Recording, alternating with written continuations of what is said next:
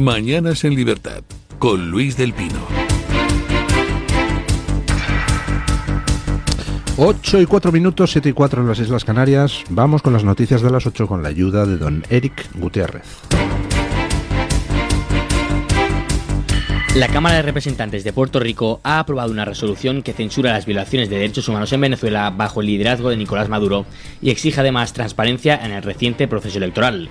La resolución 1189 fue adoptada durante una sesión especial autoconvocada por el cuerpo legislativo, en la que se condenaron los continuos señalamientos de fraude ocurridos durante las últimas elecciones venezolanas. En un comunicado, el presidente de la Cámara, Rafael Tatito Hernández Montañez, expresó: "Es lamentable que, tan cerca de nosotros, esté ocurriendo un proceso democrático que no permite al pueblo venezolano expresarse libremente.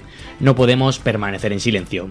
Cabe destacar que, como Estado libre asociado de Estados Unidos, Puerto Rico no suele pronunciarse oficialmente en asuntos de política exterior, una prerrogativa que corresponde a Washington. Bueno, esto que acaba de hacer el Congreso puertorriqueño, que es manifestarse con claridad sobre Venezuela y exigir que se reconozca la victoria de la oposición y condenar las violaciones de los derechos humanos, pues esto es algo que pueden hacer todos los congresos, y de hecho no es nuevo. Ya lo ha hecho el Congreso colombiano, ya lo ha hecho el Congreso chileno. Pregunto, ¿tienen los partidos de la oposición, PP y Vox, previsto plantear en el Congreso español que se apruebe una resolución similar?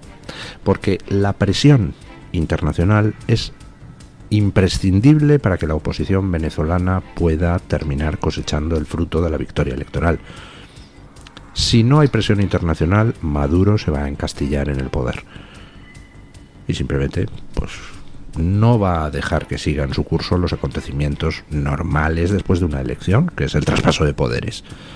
Es necesario que haya presión internacional, y esa presión puede venir por muchas vías.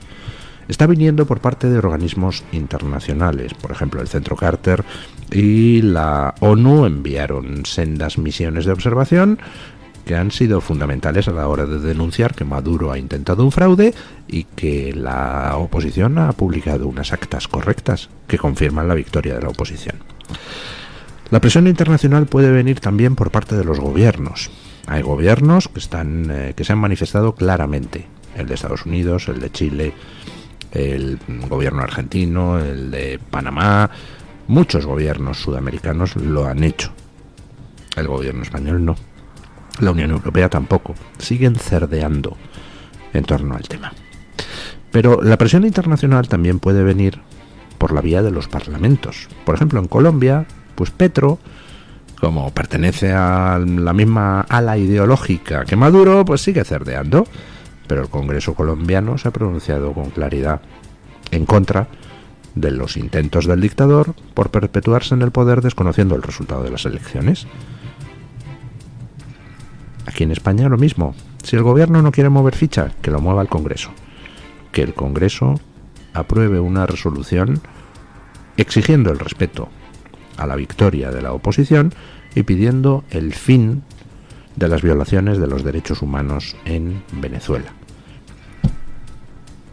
Partidos de la oposición pues deberían presentar ese proyecto de resolución en el Congreso y que se retraten todos. Que se retrate Sánchez, si está con la democracia o con la dictadura.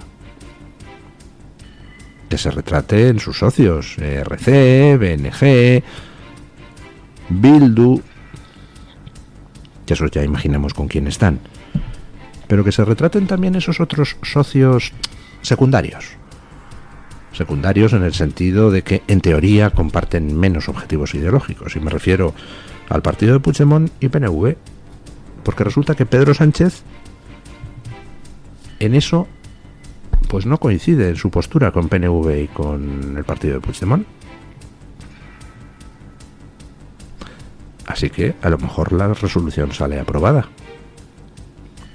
Venga, presenten la resolución ya, inmediatamente, el primer día que se pueda, y que el Congreso español se retrate y se vea quiénes están con los torturadores, con los asesinos, con los ladrones, y quiénes están con el pueblo venezolano.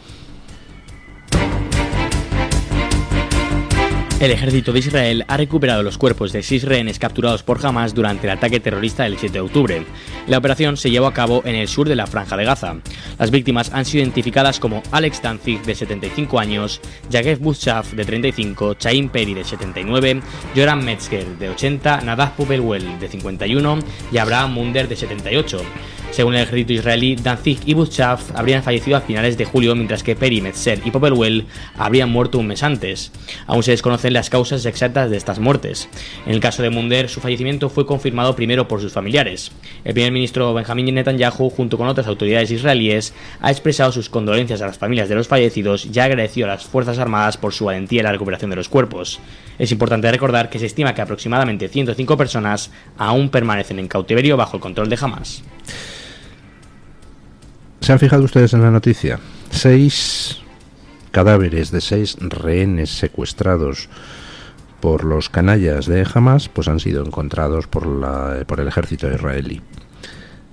Habían fallecido aproximadamente hacia junio unos y hacia julio otros, a pesar de lo cual Hamas no había dado cuenta de ese fallecimiento, porque eran 6 rehenes más para negociar en los intercambios, ¿verdad?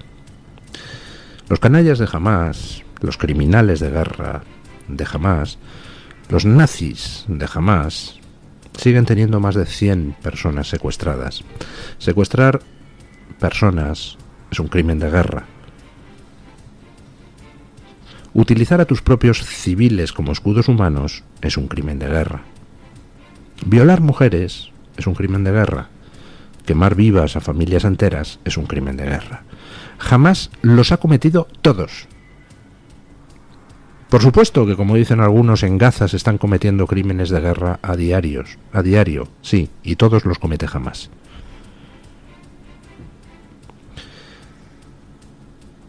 Ayer distribuí por Twitter un discurso de 2 minutos impresionante que dio en la ONU un palestino que había crecido como miembro de Hamas y que luego vio lo que hacen a su pueblo los dirigentes palestinos. Oiga, en 2 minutos pone a los dirigentes palestinos, los de Hamas, pero también los de la Autoridad Nacional Palestina, pingando. O sea, les da hasta en el carné de identidad y les acusa de los crímenes que cometen contra su propia población, los crímenes que cometen los dirigentes palestinos contra su población palestina. Si contra su población palestina cometen crímenes, pues imagínense contra los judíos. Por ejemplo, tener rehenes secuestrados, matarlos o que se les mueran, ocultar su muerte para poder canjear por quizá presos palestinos en Israel, es repugnante. En fin, mis condolencias a la familia de los 6 rehenes muertos. Y la pregunta, por supuesto, es ¿en qué estado están los otros más de 100 rehenes que tiene todavía Hamas? Por cierto, mi absoluta repulsa a todas las organizaciones, entre comillas, humanitarias, que no están pidiendo la liberación de los rehenes, como sería su obligación. El gobierno ucraniano ha aprobado una nueva ley que prohíbe a cualquier organización religiosa en el país que esté bajo la gestión de la Iglesia Ortodoxa rusa. Este proyecto de ley, que ha estado en desarrollo durante casi un año, aún debe ser ratificado por el presidente Volodymyr Zelensky para entrar en vigor. La ley, titulada Sobre la protección del orden constitucional en la esfera de actividades de las organizaciones religiosas, requería 226 votos de los 450 diputados del Parlamento para su aprobación. Finalmente, recibió el apoyo de 265 legisladores. Es importante destacar que la legislación establece que, considerando el hecho de que la Iglesia Ortodoxa rusa es una continuación ideológica del régimen del Estado agresor, cómplice de crímenes de guerra y crímenes contra la humanidad cometidos en nombre de la Federación Rusa y de la ideología del mundo ruso, las actividades de la Iglesia Ortodoxa rusa en Ucrania quedan prohibidas. Bueno, me habrán escuchado ustedes muchas veces decir que yo soy agnóstico, pero creo en que todos debemos respeto a las creencias religiosas de los demás. Por tanto, pues yo no soy partidario de cosas que escucho como prohibir el Islam. No, hombre, no. Lo que hay que prohibir es a los canallas que hacen lecturas extremistas del Islam. Hay muchísimos musulmanes que creen en los derechos humanos. Y de hecho, las mayores víctimas de los islamistas, el número mayor de víctimas numéricamente, son musulmanes. Pero bueno, eso sería otra cosa. El caso es que yo siempre he dicho que hay que guardar respeto a las distintas religiones. Con lo cual, ¿qué opino de que el Parlamento ucraniano apruebe una ley prohibiendo la Iglesia ortodoxa rusa, la Iglesia ortodoxa prorrusa en Ucrania? Pues opino que me parece de perlas. Me parece una medida muy prudente y muy necesaria. Las cosas hay que interpretarlas en su contexto. Y evidentemente no es lo mismo una situación normal que una situación de guerra.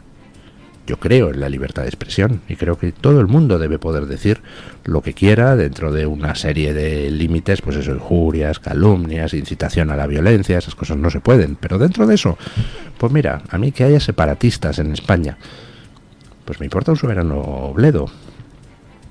Siempre y cuando respeten la ley y canalicen sus aspiraciones políticas por las vías previstas. Oiga, ¿que a alguien le gustaría que Cataluña se independice de España? Pues oiga, pues usted mismo, peor para usted. Pero defiéndalo por vías constitucionales. Inste una reforma de la Constitución y si tiene usted éxito, pues nada, adelante con los faroles. Pero vamos, yo creo que la libertad de expresión es un bien a proteger. Ahora bien, si pasado mañana un país vecino invade España, entonces evidentemente estamos en situación de guerra.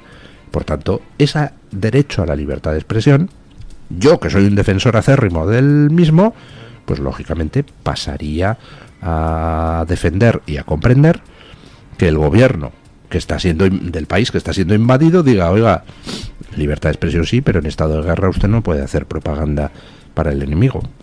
Lógico.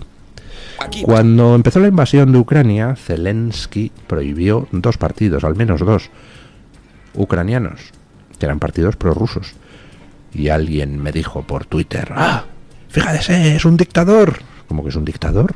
No, estamos en guerra, me ha invadido Rusia, ¿cómo voy a permitir que operen partidos prorrusos? ¿Cómo voy a permitir que operen quintacolumnistas rusos? Por supuesto que hay que prohibir los partidos prorrusos, y me parece de perlas que prohíban la Iglesia ortodoxa prorrusa, porque efectivamente la jerarquía de la Iglesia ortodoxa en Ucrania pues depende del patriarcado de Moscú, y depende no solo religiosamente, también políticamente. Por tanto, pues me parece de perlas, yo que soy muy respetuoso con las creencias religiosas de todo el mundo, que se prohíba la Iglesia ortodoxa prorrusa, porque no se están prohibiendo creencias. Usted puede ser ortodoxo o lo que le salga de las narices, lo que no puede es obedecer órdenes de Rusia, porque estamos en guerra con Rusia. De hecho, la ley que ha aprobado el Parlamento ucraniano no dice que quede prohibida la Iglesia ortodoxa. Lo que dice es que se dan 9 meses de plazo para que la Iglesia ortodoxa en Ucrania rompa sus vínculos con la Iglesia ortodoxa de Moscú. Si no los rompe, pues entonces evidentemente queda fuera de la ley. Y me parece muy bien. En guerra hay que defenderse. Un estudio publicado por Fox Business revela que el 82% de los estadounidenses siente que su dinero ya no rinde como antes. Además, el estudio destaca que el 62% de los encuestados percibe una disminución en su poder adquisitivo y en sus ingresos en relación con los precios, atribuida esta a la persistente inflación generada por las políticas económicas de la administración Biden-Harris.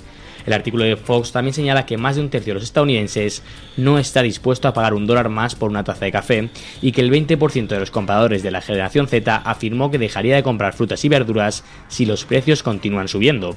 Por otra parte, un estudio realizado por Intuit Credit Karma indica que el 27% de los estadounidenses ha tenido que sacrificar alguna comida del día en varias ocasiones debido al aumento en el precio de los alimentos, mientras que el 26% admite haber recurrido a opciones poco saludables para alimentarse ya que resultan más económicas. Estamos viendo desde que se dio el golpe de estado interno en el Partido Demócrata de Estados Unidos, se forzó la renuncia de Biden y se forzó a toda prisa la sustitución por Kamala Harris, pues estamos viendo una campaña bastante risible en algunos aspectos por promocionar la figura de Kamala Harris. Parece que se han puesto de acuerdo todos los medios de opinión sincronizada progre en Estados Unidos para tratar de vestir a Kamala Harris como la gran esperanza, la gran estadista. Bueno, todas esas cosas pues son puro marketing. Marketing donde se están utilizando también las encuestas. No, ahora Kamala Harris está un punto por encima de Trump. Yo manifiesto mis serias dudas sobre esas encuestas. Vamos, me fío de esas encuestas lo mismo que de las encuestas que aquí decían el efecto Feijóo va a sacar 165 escaños. Son formas de manipular la opinión pública. Al final, lo que es la vida normal de la gente es lo que termina condicionando el voto. Y por eso me ha parecido interesante esta encuesta. El 82% de los americanos manifiesta haber perdido en los últimos años poder adquisitivo. Evidentemente una parte de esos americanos que ha perdido poder adquisitivo, pues a pesar de todo, seguirá votando al Partido Demócrata. Al menos no gobierna a Trump. Pero otra parte no. Y el bolsillo es una de las cosas que más incide en la motivación de voto. Y yo veo estas encuestas y ¿qué quieren que les diga? No me creo las que están saliendo poniendo a Harris un puntito por encima de Trump. No me las creo. Creo que estamos ante un movimiento a la desesperada por parte del Partido Demócrata por intentar lanzar a una candidata que no es buena candidata, una candidata que es radical y además no se caracteriza precisamente por ser un genio intelectual y es corresponsable junto con Biden de los desastres que haya podido haber en estos 4 años. Yo ahí lo que percibo es un intento desesperado por, en fin, decir todo el mundo ama a Harris, precisamente para tratar de conseguir que todo el mundo ame a Harris. Ya les he contado la anécdota esa, bueno, anécdota no, el estudio ese que publicaba Kahneman en su excelente libro de Pensar rápido, pensar despacio, ¿no? Que decía que en un determinado hotel hicieron la prueba de ver qué mensaje era el que más animaba a la gente a no cambiar la toalla todos los días. O sea, la idea era que, hombre, pues en lugar de tirar la toalla a lavar cada día, si la puede usar usted 2 días, mejor. Menos detergente, menos agua, menos gasto para el hotel. Y entonces se probaron 3 tipos de mensajes. Uno era el imperativo: utilice la toalla más de un día si es posible. No funcionaba muy bien. Otro era el emotivo: usando la toalla más de un día contribuye usted a que el planeta bla bla bla bla pum pum pum pum. Funcionaba mejor, pero tampoco espectacular. ¿Saben ustedes cuál era el mensaje que mejor funcionaba? El mensaje grupal. El 88% de las personas que han utilizado esta habitación anteriormente aprovecharon la toalla más de un día para ahorrar recursos. Eso funcionaba estupendamente, porque ese mensaje a la gente funciona. La gente ve lo que hace el grupo, o cree ver lo que hace el grupo, y trata de adaptarse al grupo. El ser humano es una especie de cosa donde nos movemos entre 2 polos. Por una parte queremos ser parte del grupo, por otra parte nos encantaría ser líder del grupo. Entonces, el mensaje de el resto de los humanos hace esto influye mucho a la hora de convencerte de que tú hagas algo. Y estamos en esa fase en las elecciones americanas. El mensaje que se está lanzando es: todo el mundo ama a Kamala Harris, todos los demócratas estamos encantados con Kamala Harris, con el objetivo de provocar en los votantes demócratas ese respaldo a Kamala Harris. Pero bueno, eso puede tener éxito o puede no serlo. Yo insisto, me parece que quizá no es oro todo lo que reluce en lo que estamos viendo en las encuestas en los Estados Unidos, pero bueno, ya veremos. Vamos con don Williams Perdomo, para que nos cuente qué trae hoy Voz Media en portada. Buenos días, don Williams. Buenos días, don Luis, gusto en saludarle. Le comento que el día de hoy en nuestro portal encontrarán que el juez federal Mark Scarsi rechazó el último intento de Hunter Biden de que se desestimen los cargos fiscales que enfrenta. Con la decisión, el caso procederá según lo programado con un juicio el próximo mes. Entre tanto, la Oficina de Aduanas y Protección Fronteriza informó de que el sector El Paso, Texas, ha registrado recientemente un aumento significativo en los ataques a agentes de la patrulla fronteriza en lo que va de año fiscal. La oficina indicó que la situación se registra mientras que continúa el flujo de inmigrantes que cruzan ilegalmente la frontera hacia Estados Unidos. Explicó que se producen enfrentamientos violentos cuando los inmigrantes y los contrabandistas intentan evadir la aplicación de la ley. Y finalmente, el 82% de los americanos siente que el dinero no les alcanza como antes. El 62% expresó que siente que su poder adquisitivo y sus ingresos en relación con los precios están disminuyendo debido a la inflación persistente generada por las políticas económicas de la administración Biden-Harris. De acuerdo con los cálculos, los precios de los alimentos han aumentado un 21% desde principios de 2021, mientras que los costos de la vivienda han aumentado un 21,6%. Estas y otras noticias las pueden ampliar en nuestro portal voz.us y en nuestras distintas plataformas digitales. Muchísimas gracias, don Williams.